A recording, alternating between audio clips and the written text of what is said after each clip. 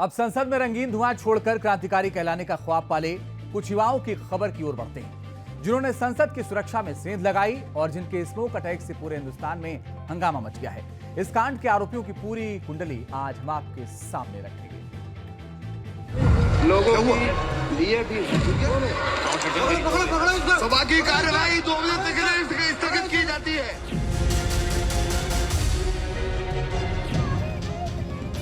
ये हर जगह हमारी आवाज को दबाने की कोशिश करते हैं।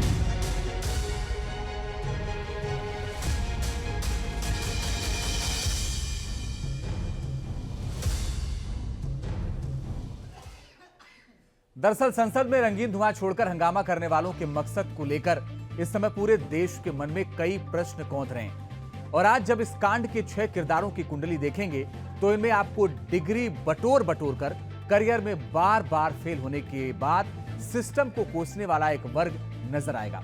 और माना जा रहा है कि सिस्टम को कोसते कोसते इनके अंदर इतनी नफरत भर गई कि इन्होंने संसद में घुसपैठ के लिए पूरी प्लानिंग कर ली। इन्वेस्टिगेशन बता रही है कि संसद में स्मोक अटैक का मास्टरमाइंड ललित झा है और आरोपियों से पूछताछ में खुलासा हुआ कि ललित के कहने पर ही 13 दिसंबर की तारीख तय हुई थी।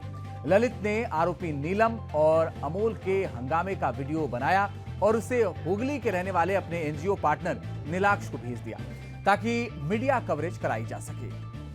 दरअसल पूरे देश को हैरानी यह है कि इतना बड़ा हंगामा करने के बावजूद कलर स्मोक गैंग की कोई तार्किक मांग नहीं है।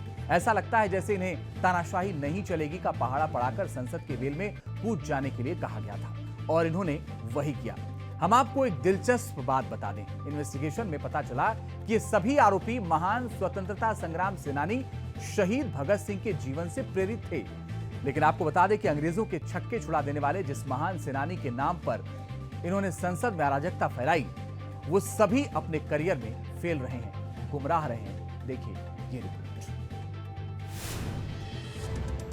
लोकतंत्र के मंदिर में 2 लोगों ने तमाशा किया। कॉन्फिडेंस ऐसा कि खुद की तुलना शहीद भगत सिंह से करने लगे, लेकिन काम ऐसा कि एक महान क्रांतिकारी का भी कद छोटा करने पर उतर आए। संसद में घुसपैठ करने से पहले गुरुग्राम के जिस घर में सभी आरोपी रुके थे, वहां से भगत सिंह की किताबें मिली हैं। आरोपियों के बैग से राजगुरु और सुखदेव की तस्वीरें भी मिली हैं। यह भी पता चला है कि सभी आरोपी social media page Bhagat Singh fan club से भी जुड़े हुए थे। संसद की घटना के सामने आने के बाद से 4 आरोपियों की कुंडली खंगाली जा रही है और इनकी कुंडली बताती है कि फ्रस्ट्रेशन के शिकार ये भारत के वो युवा हैं जो खुद को शहीद भगत सिंह से प्रेरित बताते हैं। संसद के बाहर तानाशाही नहीं चलेगी कि नारे लगाने वाली नीलम आजाद भी उनमें से एक है, जिन्होंने डिग्री तो खूब बटोर ली लेकिन कामयाबी के लिए तरसती रह गईं और इसकी खींच सामने आई एक ड्रामे की शक्ल में।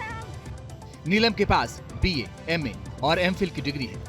इसके अलावा उनके पास BEd और M.Ed की भी डिग्री है। नीलम ने टीचिंग जॉब के लिए CSET, HTET भी पास किया था। इसके अलावा वो नेट की परीक्षा भी पास कर चुकी हैं और फिलहाल वो सिविल सर्विसेज की तैयारी कर रही हैं। नीलम की मां का कहना है कि इतनी सारी डिग्री लेने के बाद भी उन्हें नौकरी नहीं मिली और शायद इसी वजह से उनकी बेटी ने संसद परिसर में अपनी आवाज उठाने की योजना बनाई।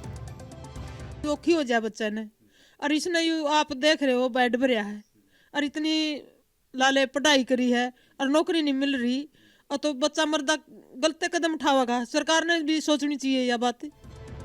नीलम वर्ष 2021 के किसान आंदोलन में भी सक्रिय रही थी और दिल्ली में पहलवानों के प्रदर्शन में भी शामिल हुई। लिहाजा अब किसान नेता नीलम के समर्थन में उतर आए हैं।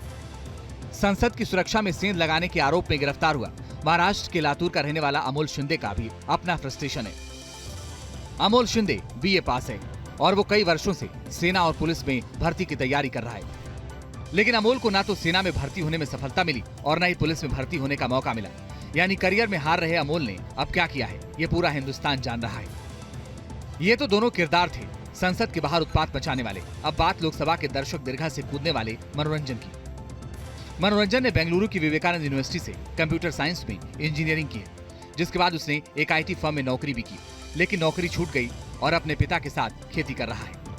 उनके पिता देवराज ने मनोरंजन को बेंगलुरु भेजा और फिर वहीं से 2014-15 में उन्होंने BE कंप्यूटर्स की डिग्री हासिल की। लेकिन मनोरंजन ने इसके बाद कहीं पे नौकरी नहीं की और इसी दौरान जो है मनोरंजन ने किताबें पढ़ने की शुरुआत की।